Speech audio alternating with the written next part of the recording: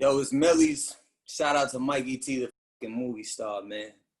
Report Card Radio.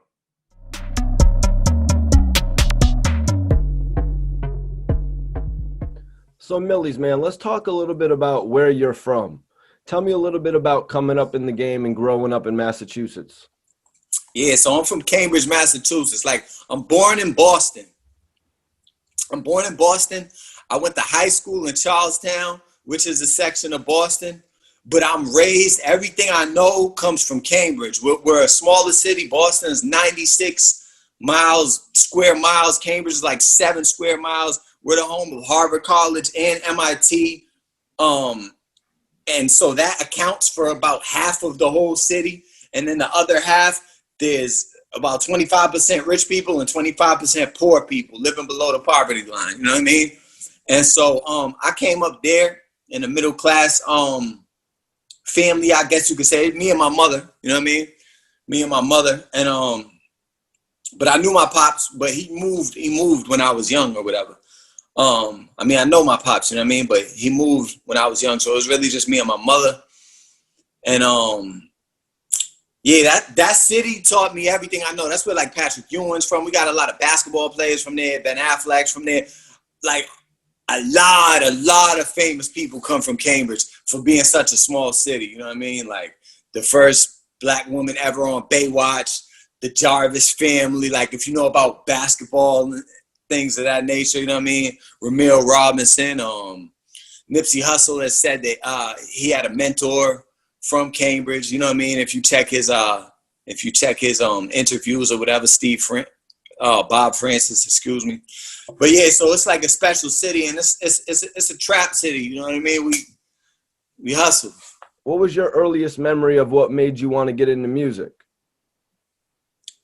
I think, I think everybody wants to get into music at some point when they're young. They see artists look cool, and you want to be that, So I think that's my earliest memory. But as far as knowing I could do it, it was just, the first times I would write my rhymes and say them in my neighborhood, and people would react. And I love that reaction. That was like a high to me. That's a high that I still chase. So who were some of the people that actually influenced you, you know what I mean, to actually get in the game? Was there many people from Massachusetts, or was it other people from other states? Yeah, it wasn't really people from Massachusetts. It was like, the famous rappers.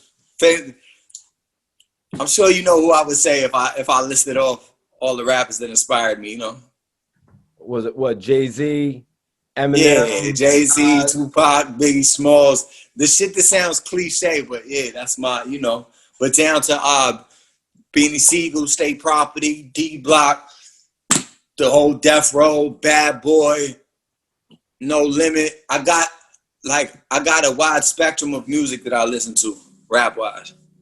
So let's break down how you actually got the name Millyz then. That came from the star point guard. Like I said, Cambridge is like a basketball town, and that came from the star point guard at the time on the high school team, Louis Ford. He used to just call me Millyz when he would see me around. My name's Miles, so I don't know where he got that from, but he would just call me Millyz, and it just stuck. You know what I mean? Yep, for sure. So you said there's so many different demographics and where you come from. How were you promoting yourself? Were you handing out CDs, local showcases? Oh yeah, my CD grind was crazy coming up. I actually pressed these CDs. I had a tape called White Boy Like Me, and it was like in my neighborhood, and it was just a regular day in the neighborhood. I took a picture with a lot of the homies. I told everybody go to the store, get black t-shirts. I wore a white t-shirt. I stood in front of my whole block and called it White Boy Like Me. So the cover would catch people's eyes off rip. So we would take that, and we would go to every city in Massachusetts. We'd go all through New York. I would just hand CDs out. I'd never really try to sell them like that, unless people just really wanted to buy them like that. But I just wanted to get my name out. So we would go all through Harlem, passing CDs out, all through the hood, all over Boston, like everywhere. You know what I mean? LA. My CD grind was crazy, and then I would have fans like on my MySpace or or was it Facebook? I don't know. And I would send them CDs to pass out in their towns too. Yep. So I would send somebody who wanted to be down with the movement like 30 CDs, and they pass it to 30 of their friends. So, you know, that's how it was before Instagram.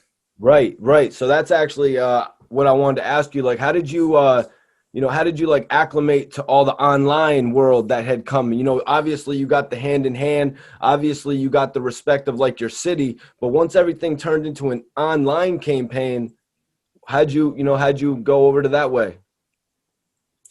Well, I would have blew up crazy if I had the online thing when I was doing the White Boy Like Me brand, because there was nothing like that on the internet. I feel like I kind of missed that phase, and then I had to, you know, reinvent myself and really start understanding this whole Instagram thing. I started picking up a following really with like the bars. Like as far as getting to like cracking that 100,000 follower mark and all of that, that's all really off just high level rap, like going to different platforms and rapping. Right. They let me into BET Cypher, you know, and I realized people really like this rap shit, and that's a way to really garner attention, you know, just giving pure skill, especially as a white rapper, because it cuts through everything and people gotta go, like, you gotta say he's nice at the end of the day. You know what I mean? So almost after every verse you spit, you got to say that, man. But yeah, you're right, Millyz. That is the answer to that question. You going to all these shows like Sway, Static Selector, going to all. Yeah, Static started it off. Going to Statics, I started getting real comfortable with rapping at radio from Statics, and then I went to Sway, Flex, Bootleg Cav, Cosmic Cav, and I went down the whole line, and I kind of wanted to check all the boxes and go crazy, just like it's like earning stripes, you know what I mean? It's like winning in every division, you know, as a football team.